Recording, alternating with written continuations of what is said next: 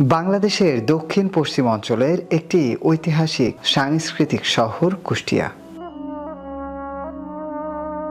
যা প্রতি বছরই ঈদুল ফিতর ও ঈদুল আজহায় দর্শনার্থীদের জন্য এক বিশাল আকর্ষণ হয়ে ওঠে। ঈদ উপলক্ষে অনেকেই প্রিয়জনদের সাথে সময় কাটাতে ফিরে আসেন আপন ঠিকানা কুষ্টিয়ায়। তবে এই বাড়ি ফেরার সময় সবার জন্য সবচেয়ে গুরুত্বপূর্ণ বিষয় হয়ে দাঁড়ায় নিরাপত্তা। কুষ্টিয়া জেলার বিপুল সংখ্যক লোক যারা ঢাকা সহ দেশের বিভিন্ন জায়গায় বসবাস করেন, তারা ঈদ উদযাপন উপলক্ষে দেশে চলে আসতেছেন। তাদের যাতায়াত যাতে নির্বিঘ্ন হয়, বিশেষ করে সড়কপথে এবং রেলপথে।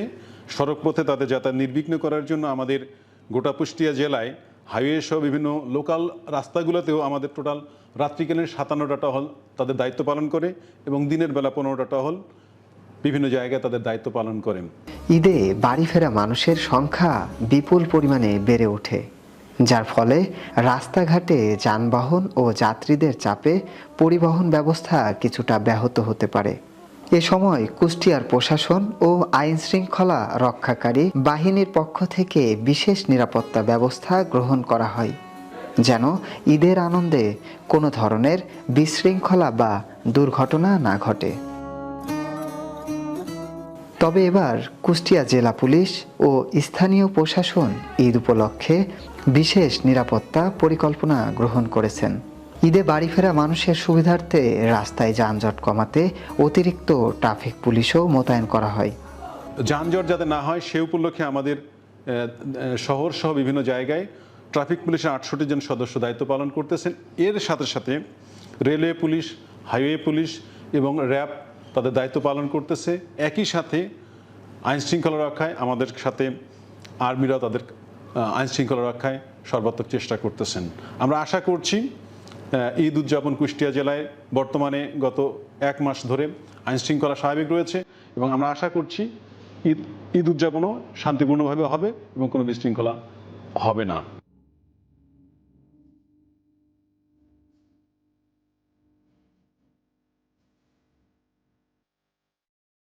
ঈদ উপলক্ষে গাড়ি ঘোড়ার চাপ একটু বেশি, রোগের তীব্রতাও বেশি।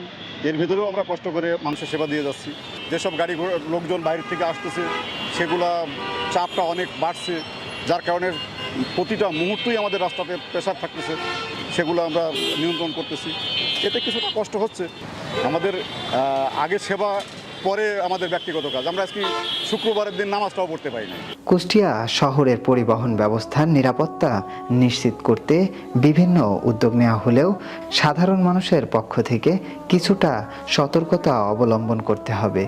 বাড়ি ফেরার পথে সড়ক দুর্ঘটনা বা ট্রেনের ব্যাহত যাত্রার সমস্যা না হওয়ার সম্ভাবনায় ব্যক্তিগত সচেতনতা জরুরি।